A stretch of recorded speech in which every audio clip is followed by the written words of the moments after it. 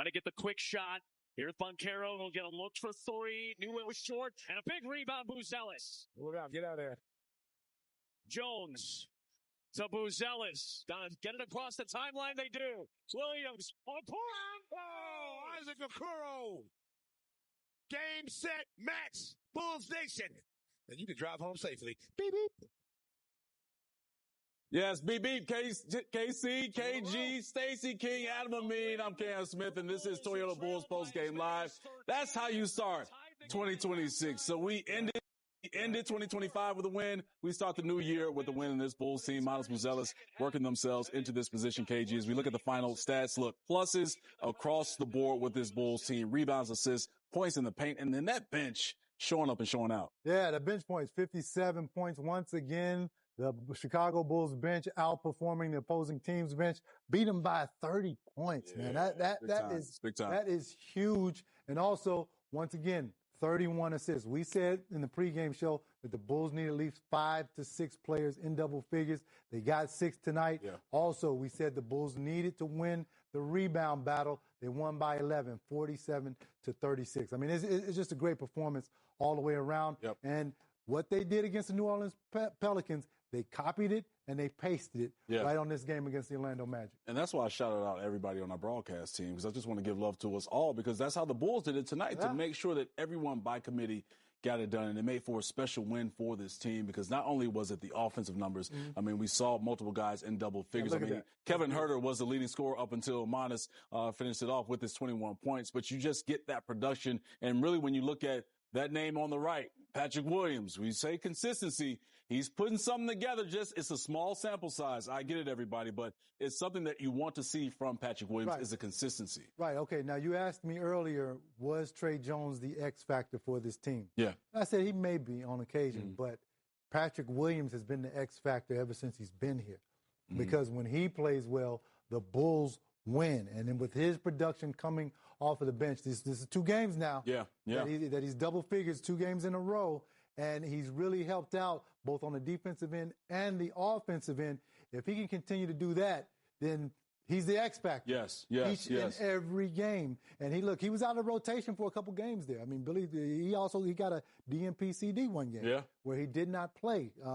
But now he got the opportunity. Players go down, players get hurt. And now you seize your opportunity, and that's exactly what Patrick Williams has done in these past 2 games. And we know Billy Donovan does not give out entitlement minutes. That was a big thing last year with Modest Buzelis in his rookie season.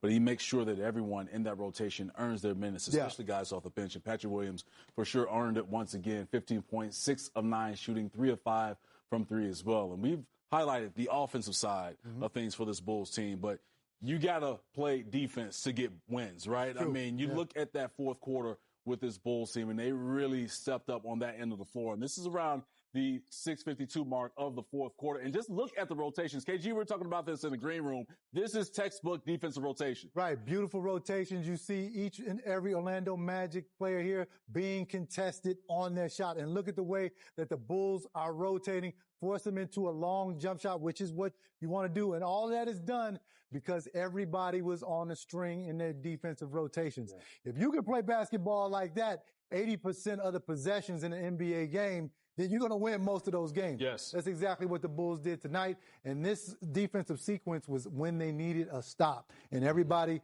was tuned in, and that's why they were able to get the ball. It just gave me memories of shell drill. You remember shell drill in the defensive end. A lot of teams start practice out this way, where you have a couple of guards on the three-point arc on the left and right.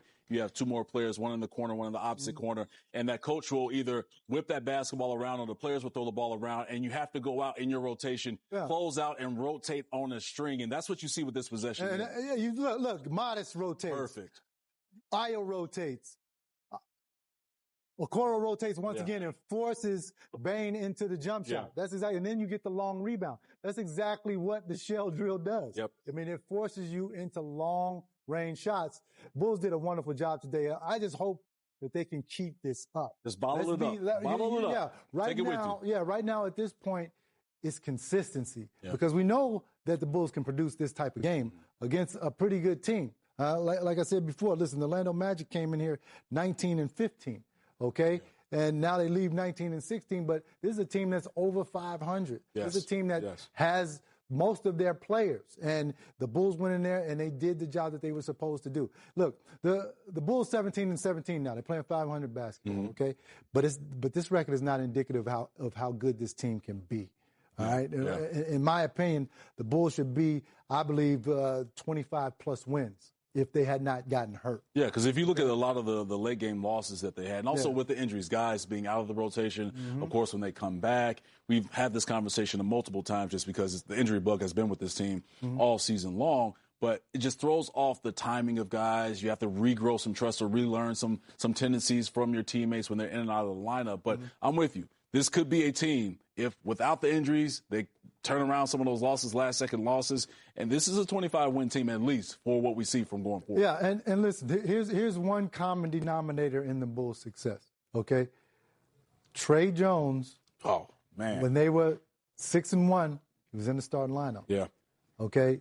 Trey Jones now has been in the starting lineup for 2 consecutive games. And I don't know if you guys saw this, but there was a significant point in the fourth quarter where Modest had come down and he just turned the basketball over. What did Trey Jones do?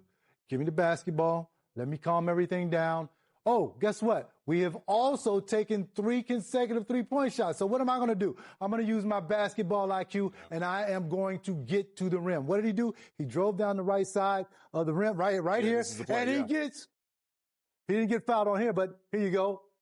He's taking the ball right to the basket. This isn't that particular play, but that was a significant shot right there by Trey Jones. But on the play that I'm talking about, he got right to the rim and went to the free throw line. That's basketball IQ, and that's what it means to have a pure point guard quarterback on the floor for your team. And it's not going to show up every single time on the stat sheet in the box score after a game with Trey Jones' impact, right? You'll look tonight, you'll say, 29 minutes, 6 points, 5 assists, you had a couple turnovers, a steal. Was he really that impactful? No, watch the game. Yeah, and you'll see the point that Kendall was making in terms of the control of pace, poise, making sure that they got a good possession after jacking up some unnecessary threes, got to the lane, scored the basketball, just to put more pressure on the Orlando Magic. And so that's the luxury of having a point guard like Trey Jones that knows time and score. Like every point guard knows this. And it's always time and score. Right, and you know this because you were a point guard, okay? How important it is for a point guard to grab the basketball when everything is chaotic, slow everything down, and get everybody in position. That's exactly what Trey Jones does each and every play when needed. And he knows when to let his guys go because sometimes as a point guard, you need to just get the ball to your star and let them do what they do. But when the game needs to be controlled, you have to step up as a quarterback. That's why I love this guy, Trey Jones. That's why they went out and retained his services, because a lot of people were saying that Trey Jones was not going to be on this Bulls roster at the end of last season. But AK and Mark Eversley, they know the game. They know you need guys like that on your roster. They got a very nice team-friendly deal, 3-year, $24 million for Trey Jones. And look, for a guy of his services, and we know what he can do defensively, but also you're seeing really the growth of him as a point guard in this Bulls uniform. Didn't have as many opportunities in San Antonio to really flourish like he is under Billy Donovan and in this Bulls uniform. But, man, a luxury, again, to have this type of player on your roster. You talk about him getting the basketball to your guys for buckets. Well, one of the big-time buckets was Modest Buzelis. And we're going to Boozy just doing his thing because 21 points to lead the Bulls, and this is our Toyota player of the game. You know where we're going. KG, you got it, man. Take it away. Well, listen, he gets the basketball. He's 6'10", you guys. And just bang! Who is that? That's not Desmond Bain. Who is that? It was Jalen Suggs. It was Jalen Suggs. Jalen Suggs, you have no business whatsoever. And he knows it, too. Look at the way he turns around. Ooh. Oh, my God, I'm going to be all over social media. I'm going to be all over Instagram.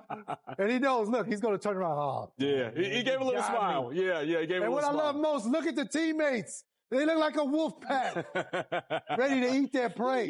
Yeah, definitely, man. Yeah, that was for sure. That's great, man. Look, it could be the play of the year. I know we're a couple of days into 2026, but look, Modest Buzelis has his fair share of highlights, no doubt. But that one right there, for sure. And this season, that's one of the best we've seen. But it's not just the dunk, KG. What I love from Modest tonight is that he did it multiple levels on the court. It wasn't just from three. He was mixing in some attacks to the rim. Dunking, obviously, we saw that there, but him and his aggression on the glass, which paid dividends for this Bulls team. And the more and more he plays, the more comfortable he gets. He's comfortable now taking this basketball all the way to the rack. He's comfortable now pulling up and taking a three-point shot. Now, the only thing that Modest has to do, in my opinion, work on his defensive slides, work on his ball handling, getting lower, because I believe that he stands up too high when he tries to blow past the guy. But everything else is there. I'm telling you, this guy is going to be a perennial all-star one day, in my opinion. Not only 21 points, it's the 9 rebounds, it's the 7 assists, it's the 2 blocks, it's the steals. So putting together a complete game. And it's the part of the growth and maturation that you want from Modest, right? Yeah. Obviously, him stepping forward. We know he has supreme confidence, but this is a big step forward for him and piecing these 2 games together. Big step because, listen, Kobe White is out, okay? Josh Giddey is out. That's 45 points a night right there. So he has to be pushed into that role. He has to behave like the number 1 option. He did that tonight, and that's exactly what I want to see from him each and every night, because what that's going to do when he has that alpha male attitude, that is going to make his progression and his development increase faster, and that's what the Bulls need if they're going to take it to the next level. You hear Kendall talk about Modest's alpha male mentality. I'll talk about him having the supreme confidence. And look, tomorrow at the Bulls post-game live,